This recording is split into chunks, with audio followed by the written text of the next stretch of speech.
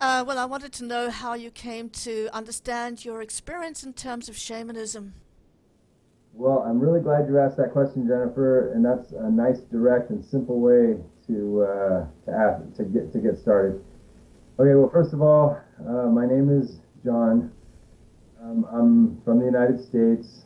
Um, I'm half Colombian. My mom is from another country. She's from South America, Colombia, South America, and basically, I did reach a point kind of late in life, in my early 40s, where I started to become interested in not the typical ayahuasca and psychedelia kind of shamanism. I'm not in any way an enemy of psychedelics or anything like that, but I don't necessarily believe that the psychedelic experience is really the true root of shamanism or the core of it. I think that it's probably something very important, and I'll explain that maybe a little later. But I'm more interested in shamanism as maybe a way of understanding basic psychology and also basic what we call philosophy. Okay, what people would normally call philosophy for the last well, let's say starting with the Greek tradition and what most people at any university would call philosophy. So please tell me, how do you reconcile your understanding of shamanism? You spoke about its difference between ayahuasca shamanism, and your version of shamanism is more philosophical. Okay, I think that's a yeah. Basically, obviously, psychedelics are important in the how would I say psychedelics are very important in the practice of shamanism.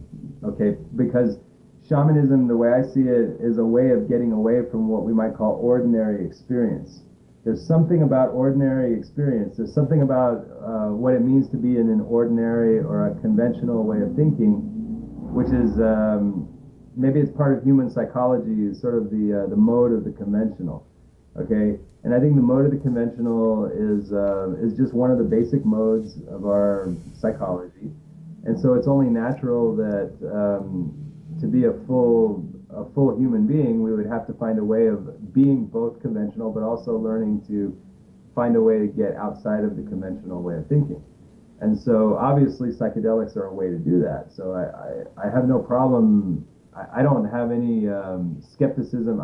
I'm not, how would I say, like, I would never deny that psychedelics are one very good, excellent way of breaking out of conventional thinking. But in a more abstract sense, technically, the way I look at it, any way that we use to get out of conventional thinking would be essentially just as good. The most important thing for me in shamanism is not whether you use psychedelics, but it's that we find some way to get outside of the ordinary. Do you think that that has to be in any way a violent extrication from the ordinary, or do you think it can be done in a milder, more relaxing way? Well, I'm not really concerned about the answer to that question, only because the only thing that's important to me is getting outside the ordinary. Sure. So I'm not really concerned about whether it might be violent or non-violent or scary or not scary. My guess, if I had to guess about it, if I had to, I suspect, my suspicion is that it probably does involve a little bit of fear only naturally, unless you're a kind of person that just wouldn't be in any way um, you're the kind of person that wouldn't be fazed by the idea of breaking out of the ordinary. But I think in that case, you'd already have to be a very special person. Do you think that in general, I don't mean in very rare cases, but in general, people are rather afraid to depart from the ordinary? Oh yeah, I think that's even a sign. That's even a sign of being. How would I say? To me, that would be a sign of health. Sure. Depending on how ordinary the ordinary was, perhaps some people could be overly emphasizing the ordinary at their detriment. Well, the way I look at it, the ordinary is just really it's kind of a hemisphere of thinking. Hmm. to me, the ordinary is just a mode of the mind, and it's probably the default, probably the most common. Is probably what we're most familiar with. Maybe so familiar with it that we can't see it very well. Would you describe your experiences in life as ordinary or extraordinary, or any other way of maybe abnormal or unusual? I would say that for whatever reason, probably the majority of my experience have some strong layer of ordinariness to them. And I would guess that most people live probably 80 to 90% of their life, or even maybe even slightly more than 90% of their life, in a fairly ordinary mode. So what attracts you to the non-ordinary? Well, it's hard to explain. It may not be an attraction. It may be that from an early age, maybe I had some accidental access to what it meant not to be in the ordinary mode. It could be the accident of being a child who had hallucinations at a very, very super young age when I was less than 2 years old. And also maybe the unusual ability to remember them. But because I had situations, accidents of, maybe a strange kind of a psychosis as an infant, and then the ability to remember it. So maybe I had what we might call an accidental slip into the unordinary. And because I was able to remember it, maybe I had a taste of something that never left me. Sure. Do you think that you've retained that sense of the ability to slip into the non-ordinary? Well, I didn't say it was because of any ability. I said it was an accident. Yeah, but it was a accident that happened, and maybe there's a sense of a kind of connection that was formed. Yeah, but I don't know how to process that as an ability. Sure. We could talk more about it. I think maybe what we were talking about is maybe a predisposition to sort of depart from the ordinary. Maybe because I'm a little bit crazy. Uh-huh. You're crazy. Well, I said a little bit crazy. A little bit crazy. Yeah. Maybe there's a Can little can you bit. demonstrate something crazy? No, I won't. But what I can say is maybe there's a touch of something crazy in me. Okay. And maybe that is my lucky pathology that allows me to have sort of almost automatic access into the unordinary from time to time. What sort of pathology? I didn't tell you which kind. There was some kind. Some kind, yes, okay, I okay. haven't analyzed it, and I don't know that I want to, but I know No, that it's fine. I just thought I didn't hear that word there. Some kind of non-ordinary maybe was the actual word. I. In my case, my main historical, like from an early age, you might say my main taste, the times that I was able to taste the unordinary probably didn't come from any abilities. They probably came from a sort of just a predisposition, and I sort of fell into it numerous times, but enough times that I maybe became to sort of really like it. To be honest, even as a child, even before I was ever exposed to anything religious or anything like that, I already had a sense of the sublime, and I really liked it in that reverential way that people like sublime things. So are you happy then that you had those experiences of the non-ordinary, even though you didn't actually choose them as such? Yeah. Well, I think if happy is the word that one would use to describe that special fulfillment of having a sublime experience, then maybe happy would be the word then.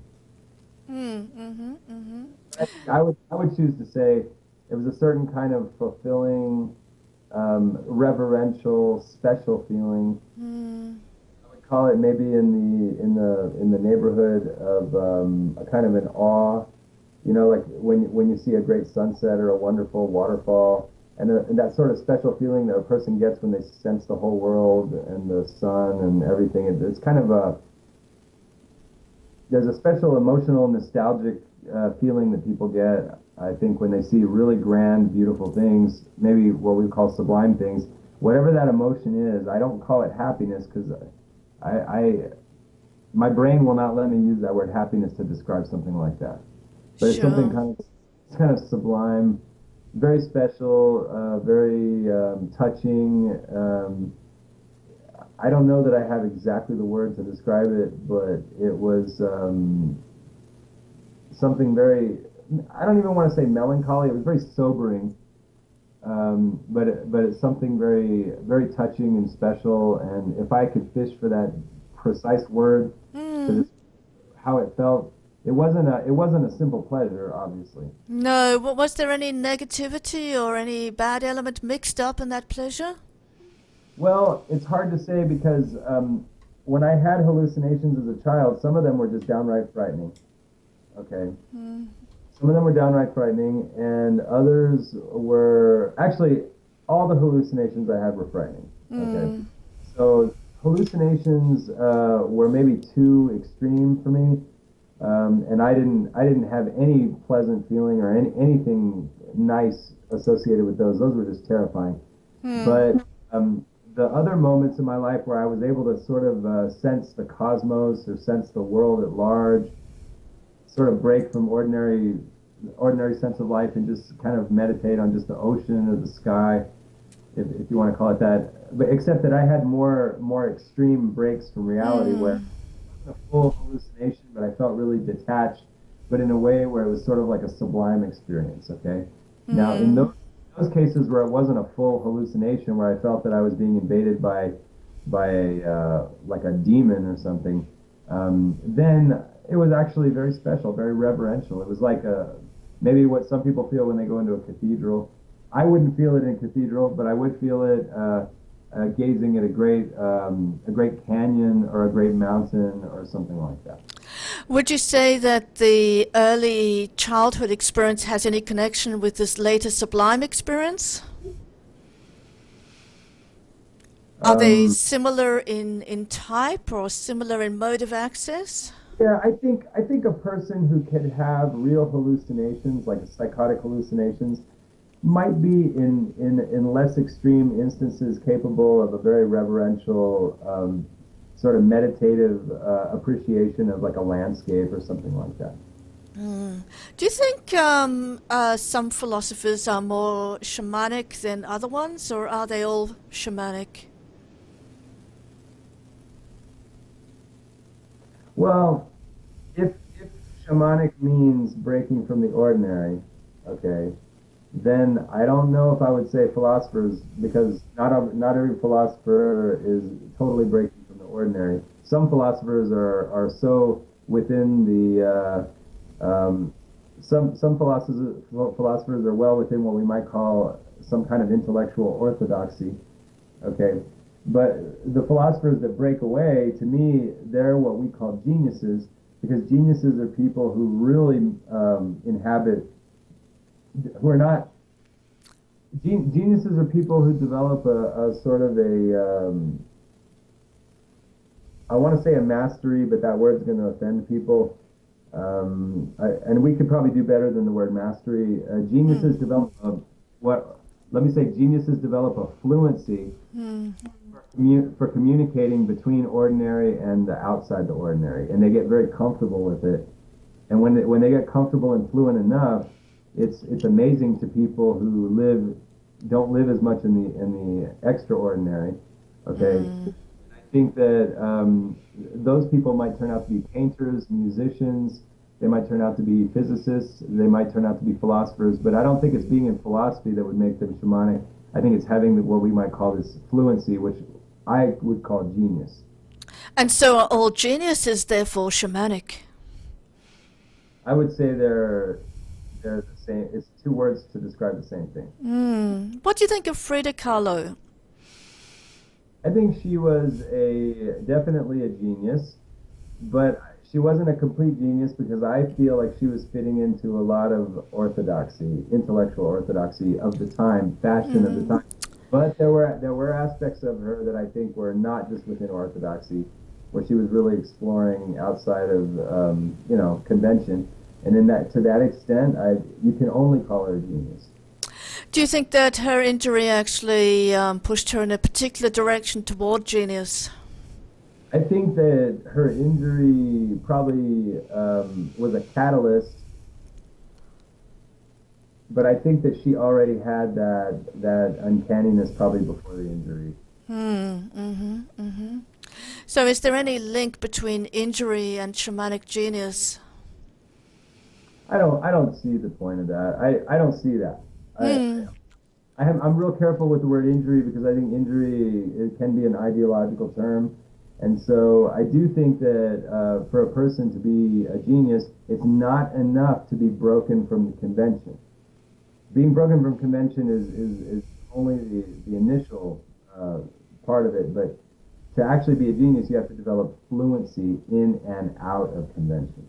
Could we say, using the terms of logic, that it was what maybe in some ways injury could be a necessary but not sufficient condition for becoming a shaman?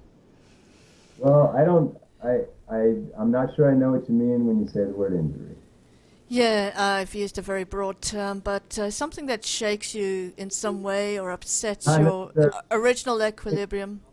All that's required is that something causes you to break from convention. Yeah, okay. So it doesn't have to be anything too wild. It's whatever it is. As long as you're outside of convention, you've gone to the threshold. The real question is, do you develop a kind of a fluency there? And I think that's where shamanism really defines itself, as fluency in the how would you say, it's fluency between the convention and the outside convention, and that's easily stated. But I think to actually develop fluency, just in and outside of convention, I think that's probably a gigantic challenge for most people. What is the difference between a shaman and a madman or a madwoman? Well, I would say a madman or a madwoman would be somebody who may break away from normal mental state, but does not develop any fluency or any semblance of discretion in their breaks. Does a shaman have to serve society, or doesn't it matter? That question, for me, I don't see it as a very important question. I think once a person develops fluency in and outside of convention, I don't, tell you what, I'm feeling not in any comfort zone even attempting to answer that question. Should we be outside of our comfort zones as shamans, or is it? Is it? How do you feel about that general question? Yeah, tell you what, if I start to lose my fire, I would just have to move to a different question. Yeah. It's about balance. Or maybe, I'm not even sure about that, but I tell you what, you might be able to restate the question in a way that maybe catches a motivation or something. But for now, I felt cold at that. Yeah, it's okay. So we don't like to be out of balance, and I guess that. I'm not even sure what you mean when you say that. Hmm? I'm not even sure what you mean when you say out of balance. What I mean, yeah, it's once again a very general way to try to describe something, and it's not very exacting. It gets a little hard. I realize sometimes I have trouble saying things too. So let me see. Let me see if I can try to re-render one of those questions, and maybe we get something out of it. So the question is something like, I felt a surge of return to normality and convention as I even heard the question. And so I felt any shamanic possibility just disappearing from me as I even considered. But the question itself was almost like an anti-shamanic utterance. I see. Yes. But I want to try to reignite that. So let's go back, and what was the question? It was something about I don't know. Well, originally the question was relating to being out of balance and whether there was any benefit in maybe temporarily being out of kilter or out of sorts or in a state of disorder. Oh yeah, sure. I think it's wonderful because the more we're outside of let's say ordinary mental state, the more we have to develop comfort, or how would you say, the more we're outside of ordinary states, that's just a wider field for us to develop fluency. Sure, sure, but it might not always be something that we choose to do. It might be something Yeah, nobody that. said nobody ever said that it would be. Mm, mm. Nobody did that. So yeah, of course, you're right. Do you think there's such a thing as a voluntary shaman, or do you think that most of them are kind of Again, inadvertent or? yeah, I don't know. I mean, I think that if somebody can find a voluntary way to actually break from ordinariness, and if they can then achieve fluency, some kind of fluency, then they've done it. Mm-hmm. But I'd have to see it done. I'd have to see somebody completely without any disposition to break from ordinariness actually volunteer themselves and through volition enter into abnormal states and then find fluency. I guess I'd have to say that person made it. What do you think what do you think the psychology is behind these ayahuasca shamans? Very simple. They find a way to get outside of ordinariness. They get outside of ordinariness, Mm. and then they develop some kind of coherent fluency in and out.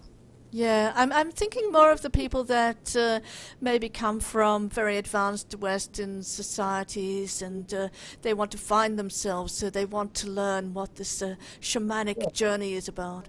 Well, I think you and I both know that probably the very vast majority of those people do succeed in actually breaking away from ordinary experience. They're successful in making the break Mm, because as soon as you get high on the ayahuasca, you're outside. mm, I will concede that they get outside of ordinariness because they absolutely do. The question is whether they develop some kind of fluency with what they've done out there, and that would be the equivalent of learning how to play the trombone, or learning an instrument or something like that. And for the very very few who do the equivalent of learning how to play a musical instrument with what they've done, I would concede that they've made it. I just think that the average person who picks up a trombone and says they're going to learn it is probably only 1 out of 100 that really learns it. So to me, it's no different than someone who buys a guitar. 90 out of 100 people who buy a guitar can only play really crude renderings of AC/DC songs or whatever. And if you want to call that playing the guitar, I wouldn't do it. I wouldn't go that far. Likewise, I'd say the number of people that become shaman are probably about the same percentage as people that go buy a guitar and actually become a professional musician. sure, sure. So you think everybody should maybe? Do you think everyone should attempt the shamanism if they feel attracted to it, or do you think there's a danger? Um, Yeah, I mean, I think abnormal mental states can be dangerous because if you can't learn any fluency or any discretion in the abnormal, then it's kind of the same as becoming an alcoholic, right? Mm, You go, or like say somebody who cannot handle being in the casinos or in the strip clubs or hanging out with prostitutes. It's so alluring for them. They lose their discretion in these fascinating experiences. Next thing you know, they've lost their job or their bank account or their relationships. mm, I mean, if you want to call that danger, there you go. Or maybe even risking their lives. You know. mm, mm, So yeah, I mean, I guess it could be. mm, But mm. then, now, I don't think it's serious to say that somebody's fascination with ayahuasca would necessarily make them go as crazy as like someone who's a severe alcoholic. I think probably. Maybe for very few people, the danger is that they would arouse a kind of an instability, a mental instability that would be so terrifying that maybe they would develop a kind of a PTSD or something. I don't know. Mm. I, Yes. person, yeah. There are some stories of people who are quite naive about what shamanism is, and they do go to these other countries, and they often get raped or something happens to them. They may overdose or die. So there have been these stories of Yeah. misadventures. I mean, if we leave aside the possibility of overdosing on ayahuasca, which I don't know a lot about, if we just stay only with, like, say, just the psychological effects, um, maybe some people are frail enough mentally that they probably don't need to be exposing themselves to really extreme emotional states, and those people might just be better off maybe not getting so much involved. I don't know. I hate to give advice to people. I think people have pretty good instincts. I think if a person tries ayahuasca and they scare the crap out of themselves, they probably a voice inside of them would probably tell them I've had enough. If they're crazy enough to try it again, crazy is crazy. Mm, mm-hmm, mm-hmm. Um, so is there a shamanic path, or is there just a kind of random experience, or just random occurrence that leads you toward shamanic experiences? Oh, well, I do think that once a person has, either by accident or by some kind of if something happens in a person's life where they reach they get outside of ordinary experience, where they get into the super ordinary. The real question for shamanism is whether a person develops the equivalent of learning to play an instrument with that. Mm, And I think, obviously, I think you and I both know most people never would get there, because it would be like learning how to become a novelist or learning how to become a painter.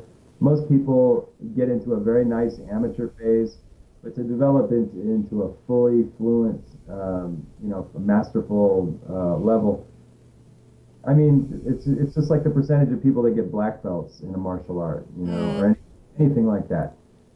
I think it's always going to be a few people, but of course, as many people should try as many people who want to try probably ought to try. But I think it's probably very few that develop a real comfortable fluency in those areas.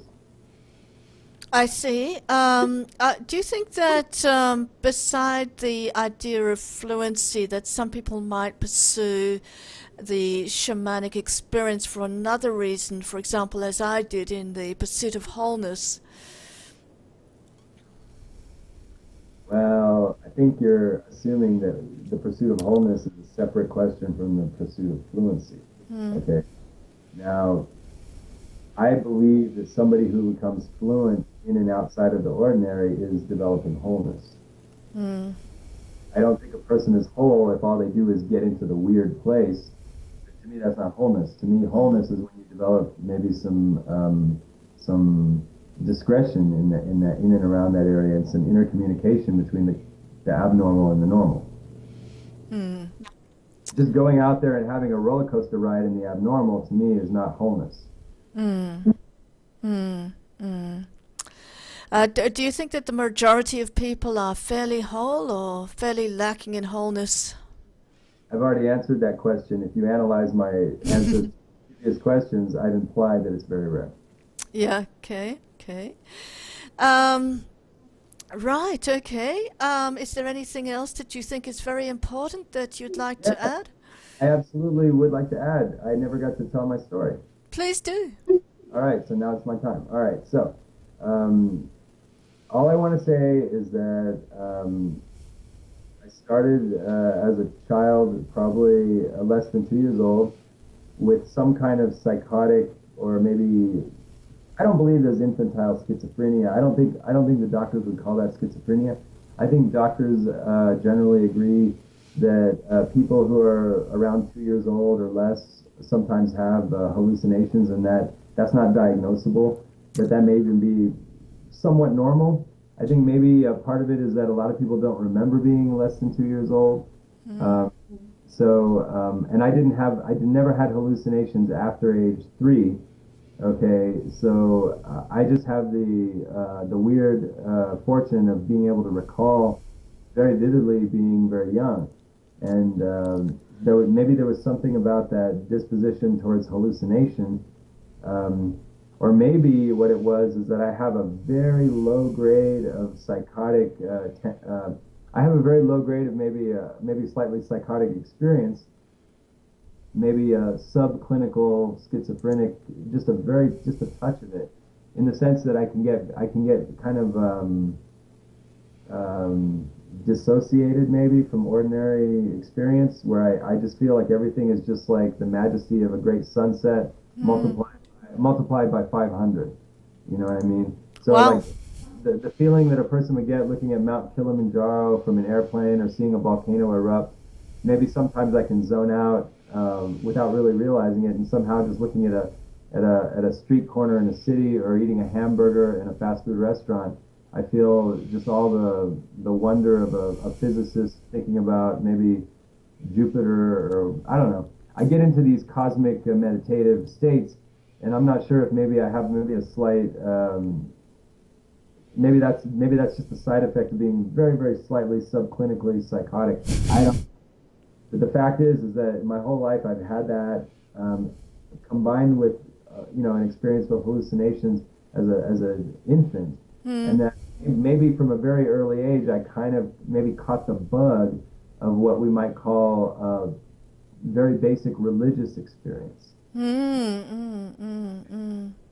And so, what happened with that, and there are very definite consequences. When I was about age 3 and 4, I became acutely aware, and for the rest of my life, I would always be very aware. I developed a very acute palate for sensing hypocrisy in people. Mm. Mm.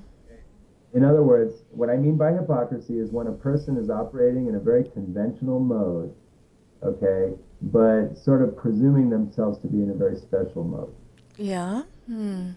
Example, like when you go to church and when people elevate their arms as they're reciting the Lord's Prayer, and they sort of presuming themselves to be sort of communing with the angels or in some high ecstatic place, and in reality, maybe they're just kind of in a sort of delusion, a sort of hypnosis. What they're really into is a herd thinking, like in the herd, and they're just doing what's sort of expected of them. It's sort of expected that a person, if they maybe raise their arms while they're reciting the Lord's Prayer, they might be slightly communing with the fairy dust of Mm. Jesus or something, and then they're in a real special, superior place. Or when people, when they and they're in a good mood and they give $2 to a homeless person on the street, they think that they're just being like a little bit of Mother Teresa is in me right now, Mm. Mm. holy. And I think some of that sometimes is a very it's a confused experience, because these people want to think that they're sort of conjuring the sublime, but really they're locked into a very conventional, maybe ultra conventional state. Is there any hope for such people? I don't even worry about that. Mm. I, because who knows? Who Maybe one of those, knows? yeah, you never know. One of those guys could have an aneurysm while he's walking down the street, and next thing you know, he could feel as mystical as Moses with the burning bush. Who knows? Sure. Sure. One never knows. They could have a car accident, and while they're on some drug in the emergency room, they could have the most religious experience ever recorded in the history of mankind. I don't know. Mm. You never know when something will happen, you know. That's But right. Yeah. but I wouldn't want to speculate too much, because each person, there are so many billions of people. I wouldn't want to over speculate as to what could happen to anyone. Sure. I understand. Yeah. Well, anyway, so going from childhood, when I started going to church at an early age, I had an acute sense of when people were either in a very conventional state with the idea that they were in a very special state, like people that kind of wanted to almost like they wanted to anticipate the sublime as opposed to actually experiencing the sublime. Sure. And I think because the conventional also has a notion of the sublime, people want to seek it, and they want to call it very intentionally, like, oh, I want to have a sublime experience. But sometimes when you try to chase it, as opposed to really just falling into it, you can sort of trap yourself in a very conventional delusion. You know, Mm. Mm. okay, Mm. that's just one form of hypocrisy. There's others. Like patriotism can be very hypocritical, because in patriotism you sort of get these very sublime, aroused feelings, but really all you're doing is you're just having an ecstasy of a herd. It's like an orgy of herd feelings. Sure. Mm. which is wonderful because herd feelings feel good. So I don't. What are herd feelings? Yeah, that's a good question. The herd and conventional are the same thing. So conventional thought is just is when your thinking is calibrated to the social channel of experience, and so that is just, I want to say that's just the whole aspect of the mind that works in the mode of language. Now, of course, now people are going to have a hard time understanding that because people are going to be like, "What do you mean language? I mean, isn't that everything?" It's like, well, it's hard to explain to people, especially people who are very much in the herd mindset. I'll leave it at this for now, and then when we get into the theory, we'll actually try to really explain it. But I can almost guarantee you that people who have never had any kind of extraordinary experience, true extraordinary experience, will have a hard time understanding anything that we talk about. Yes, yes. Does it make them hypocrites, or are they just not able to experience? Of course, it makes them hypocrites, but it only aggravates circumstances to actually come out and say that, because you're not going to make it will only escalate the hostilities to actually say that, because people don't like being called hypocrites.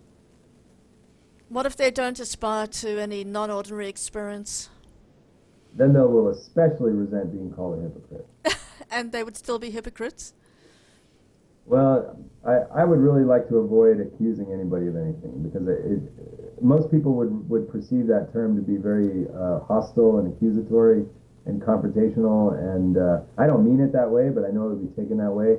I kind of would like to step away from that language, because I think it would be it would be taken as derogatory, and I don't want to talk like that. That's okay. Yeah, but privately, I would think they're hypocrites. Uh-huh, okay. And I've already got myself in trouble just the way I've worded it just now. But I want to be as diplomatic as I can be, but I realize that's a problem. But to be clear, you're not saying that non-shamanic types are all hypocrites. Well, I think humans are, by default, all of us are hypocrites. Because there's something naturally hypocritical about the conventional herd experience, but it would take a little bit of theory to really explain that. We can do that next time, or the time down the Yeah, track. Theory, yeah. But anyway, so as a child, I developed a taste for sensing hypocrisy, but at the same time, I myself never had a very solid grasp of reality. In other words, I myself struggle to maintain a coherent navigation in the social realm or in the herd conventional realm, because I find it to be so alien and unfamiliar. I've never actually developed much capacity for navigating reliably or fluently inside the conventional realm. Now, so in that sense, I would not call myself a shaman, because a shaman is fluent in and out of the conventional. Okay? A shaman would take his lessons from outside the conventional and refine his fluency within the conventional and outside. And so I would say I still haven't developed that special fluency. I'm working on it. But in my lifetime, I've actually had a very hard time maintaining a sense of reality inside conventional experience. And it's been a big challenge for me. And I think possibly if there's a diagnosable condition where a person has a very tenuous navigation wherewithal in the social realm, then I'd have to be diagnosable and whatever. I don't know what that illness is called, so I'm not going to name it today. But it's been a problem. Anyway, so foreignness, maybe foreignness. Yeah.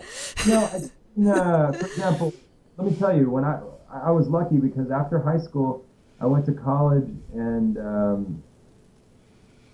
I studied mathematics. And I noticed a lot of people who studied mathematics seem to have a similar alien feeling about ordinary social life. They also were extremely awkward in what we would call the conventional world. So apparently people that go into theoretical fields sometimes are very like that. So I would say that I just probably suffered from whatever condition causes very theoretical people to be socially extremely awkward and alien. Yep. I don't know what that is. Maybe it's called nerd syndrome. I Ah, don't. could I, be. I don't know yet. I haven't read enough books to find enough about that. Sure. Okay. Okay, but I do want to say, in addition to the fact that I had trouble with keeping my grip on reality and navigating the social world, I also had very serious social problems growing up in high school. You know, in grade school and high school, I did not know how to flirt with girls. I did not have a very fluent comfort of how to talk to people or how to engage in pleasantries. So the times that I had the courage to maybe attempt to talk to girls or to try to to learn how to engage in dating behavior.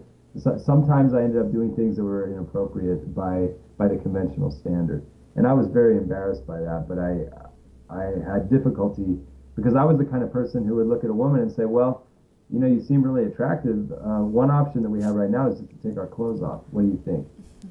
And for some reason, women might perceive that as a very like disgusting or like a almost criminally rude way to speak.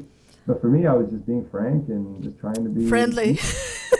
no, I was trying to be communicative, and I was actually trying to be honest. You Mm, mm, know, had no calibration to the standards of how to communicate delicate things. mm, You mm, know? I realized later in life that there is kind of sort of an art to learning how to express, talk about delicate things in a delicate way.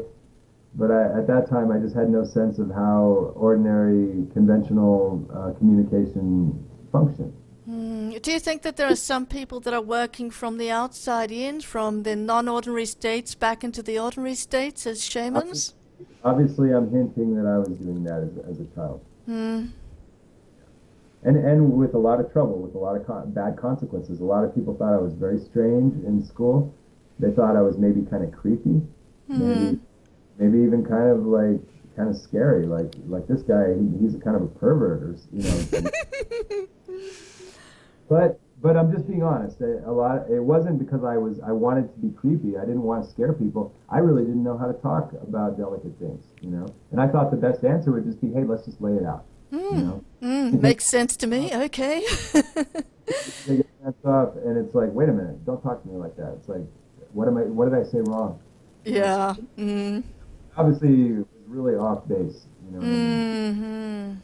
mm-hmm. Then by the time I got to college, I found mathematics, and I was so happy there that I didn't really try to develop my social life very much. But the few opportunities I had, let's say, to meet women or to try to make friends, about 9 times out of 10, I sabotaged the ability to develop any kind of friendship because I would say things that other people took as extremely offensive or really rude because I didn't know how to communicate in a delicate way. Mm-hmm. Mm-hmm. Just didn't have the familiarity with, or I just wasn't able to navigate. I didn't have a very good sense of the reality of the conventional side of things. Okay. Yeah. Yeah. So it's a defect, but over the years I've tried to work on it. Anyway, in any case, but we need to figure out really quickly how I got to shamanism because what happened was that just because of my personality, I was very attracted to philosophy from a pretty early age. So by the time I was in college, I read a lot of Plato and took a lot of philosophy courses. And so obviously I was very turned on by that because somebody like Plato or somebody like Nietzsche, these are people that are just almost perfectly right up my alley. People that think the way I think, talk the way I talk, or they have thoughts that I'm familiar with and comfortable with. They arouse very familiar meditative states for me. They say things that I appreciate, that I admire. So obviously I was never going to be an enemy of the philosophical spirit. And so for years and years, I always was sort of addicted to reading Plato or reading the Bible or, you know, anything that had a kind of a spiritual or philosophical touch to it. Even also literature. You know, I really like the arts. All that stuff, all the artistic, meditative, whatever you want to call it, the genius stuff has always been my favorite. You know, I'm a big fan of the whole genius. Okay. So over the years, I've always known that that's my favorite business. I just didn't know if I had any contribution to it. Okay. For a long, long time. Although I will say this, when I was in college and I would read Plato, I used to have this vague feeling that nothing I read in academia really captured the specialness that I felt from Plato. Wow. Now, okay, I really felt that. Now, the closest things that came to the way I felt about Plato that I did not see anywhere else in academia came from people like Kant, Hegel, Nietzsche, Heidegger, and maybe in the 20th century, I would maybe say Michel Foucault. Okay, really just a tiny handful of people that really came close, maybe not all the way, but came really close to things that I didn't hear anywhere else that I felt, let's say, about Plato or about other things. So these very few voices that were even hinting at the kind of freshness and clarity that I wasn't hearing from anybody else about that would sort of coincide, let's say, with my experience of genius. And I thought, how is it that so few people can utter an account or talk about the experience of genius? You know, so it's a very frustrating, and yet once in a while I would read something that's like, that's what I'm talking about. You know, it wasn't always, let's say, the philosophers. It could have been a great novelist. It could be someone like Tennessee Williams who wrote movies and plays. Sometimes it was a writer like Henry Miller, and they get much closer to the sort of thoughts. And yet I still haven't found anybody who's written in a way that satisfies my sense of what is wisdom, and all these basic questions, and what is genius. And so slowly, maybe I've been searching for a way maybe that I can explain the way that I experience these things, so that I can satisfy myself that at least there's one voice out there that sounds kind of like the way I experience it. So you plan to become a voice for a new kind of explanation for genius, or? You be careful. This is where we have to be careful now. I'm almost saying something that I don't want to say. Okay, here's the thing. What I'm saying is that very, very few people have ever even come close to even whispering the way that I experience genius. Okay, I don't pretend to be able to speak for anybody else. That's what gets scary. You see, maybe I've had such an idiosyncratic experience of genius in my life that maybe because I'm so idiosyncratic, of course nobody else can really speak for me. Okay, except when I read Plato and when I read the Bible, I feel like it really does speak to me.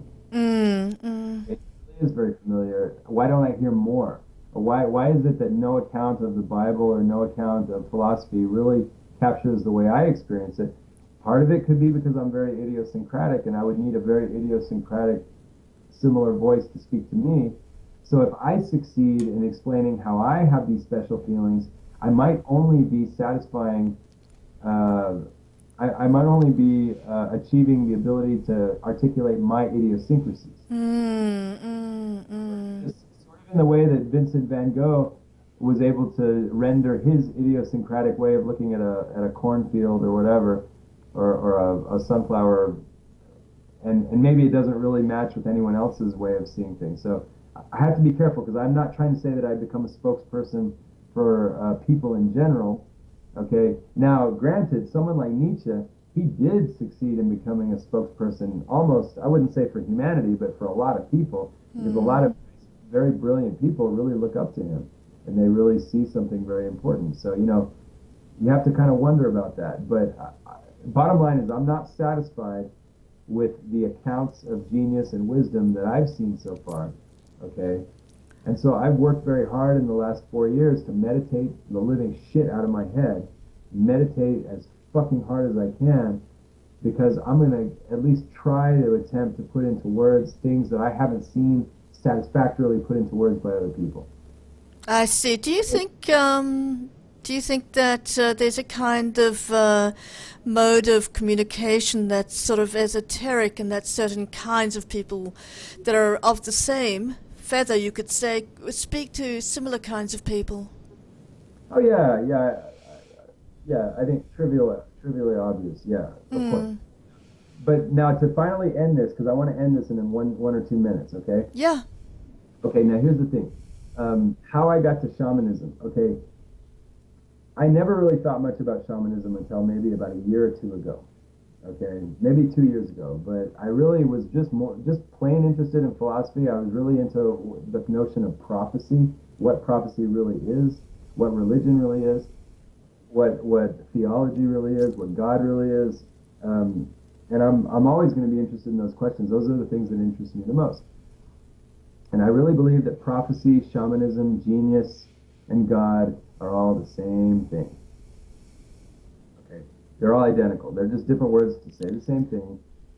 And I really have come to a place where I just am starting to believe that shamanism is a kind of a wizardry of the music of the mind. Okay, it's learning to be a musician of the mind, if you want to call it that. I think that that spirit, I guess, of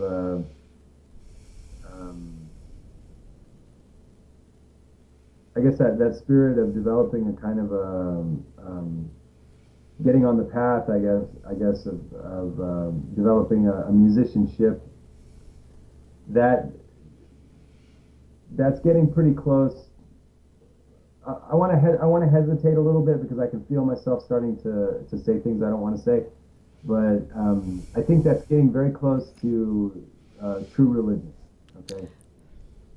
So anyway, that's about all that I want to say for now. I'd rather leave it to. I realize that I also want to admit to people to something. I want to admit something. I'm a very awkward talker.